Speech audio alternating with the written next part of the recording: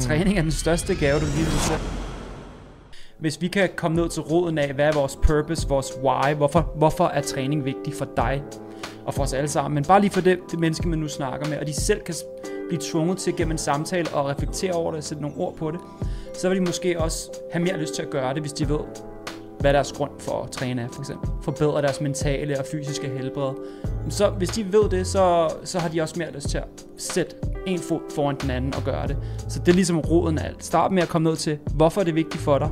Så kan vi snakke om, hvordan vi vil komme derhen, og hvad for nogle øvelser vi skal lave for at komme her til det mål. Vi skal få rewired den her brain og det her mindset på, hvordan de approacher træning, så det bliver puttet i en eller anden wellness-kasse, en eller anden gave, de giver sig selv.